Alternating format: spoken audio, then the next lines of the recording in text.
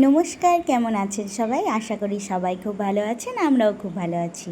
তো আজ বাড়িতে রামনারায়ণের নাম কীর্তন দেওয়া হবে। বেসিক্যালি আমার শাশুড়ি মা এবং শ্বশুরমশাই ছিল রামনারায়ণের শিষ্য। তো যাই হোক, দুপুরবেলার দিকে সিংহাসন নামিয়ে নেওয়া হয়েছিল, মানে ঠাকুরঘর থেকে নামিয়ে নিয়ে আসা হয়েছিল। এবার সুদীপ তো এখানে বসে ফল কেটে দিচ্ছে, আর যেই ফুল দিয়ে সাজানো হয়েছে সেই সাজিয়েছিলাম, সেটি করেছিলাম আমি। মোটামুটি সমস্ত ফল কেটে নেওয়া হয়ে গেছে। আর এমনি সবাইকে, গুরু ভাইদের বা পাড়ার লোকেদের যে প্রসাদটি দেওয়া হবে, পোলাও এবং আলুর দম, সেটি আমি সকাল থেকেই বানিয়ে একদম রেডি করে রেখে দিয়েছি। কারণ যেই গুরু ভাইরা কীর্তন করতে আসবে সেটার সময় হচ্ছে 5:30 নাগাদ, কিন্তু এখন বাজে 3:30 মতো, তাই সমস্ত কিছু জোগাড় করে নিচ্ছি। তো এখানে বাবান এসেছে, বাবান এসে খেলাও করছে, কারণ এটা বাবানের বেসিক্যালি খেলার ঘর। তো খেলছে, আবার মাঝে মাঝে একটু দুষ্টুও করে ফেলছে। যাই হোক, আমি ওকে পেছন থেকে বসে বসে পাহারাও দিচ্ছি, আবার এখানে বসে বসে ভিডিও করছি। তো সেই ফাঁকে আমি রেডি হতে চলে গেছিলাম, একদম আমি রেডিও হয়ে গেছি। গুরু ভাইরা চলেও এসেছে, তাদেরকে ম্যাঙ্গো ফ্রুটি সার্ভ করা হচ্ছে। তো এই রেসিপিটি কিন্তু আমি তোমাদের সঙ্গে আগেই শেয়ার করে রেখেছি। তোমরা এখন একটু নাম কীর্তন শুনে নাও।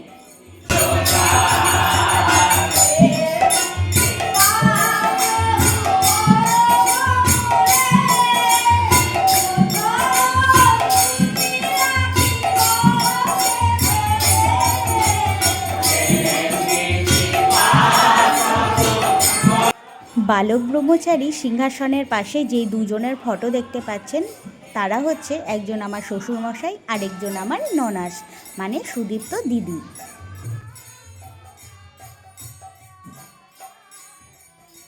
আমি ওখানে একটু বসে নাম কীর্তন শুনছিলাম।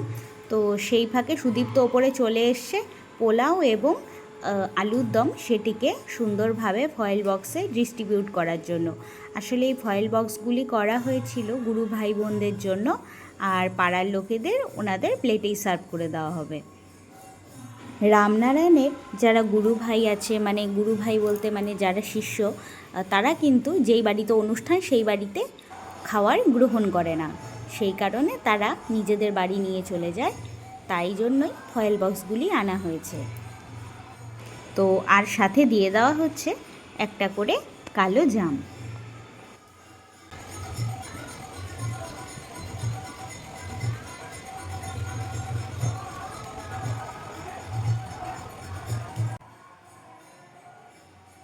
যাই হোক, ভিডিও করে তোমাদের সঙ্গে শেয়ার করে দিলাম। তো এখানে আমার বিশেষ কোনো প্রয়োজন নেই বলে আমি বাবানের জন্য খাবার রেডি করে নিচে নিয়ে যাব।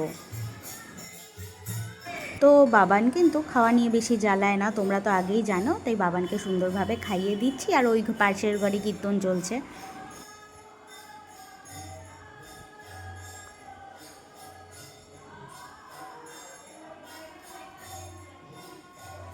যাই হোক, ওনাদের এখন কীর্তন শেষ হয়ে গেছে, তো বাবানের সাথে একটু খেলা করছে।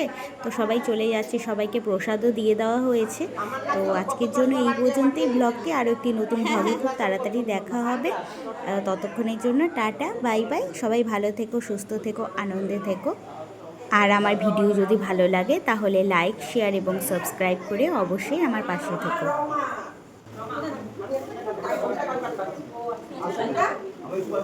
বাইরে বৃষ্টি হচ্ছে।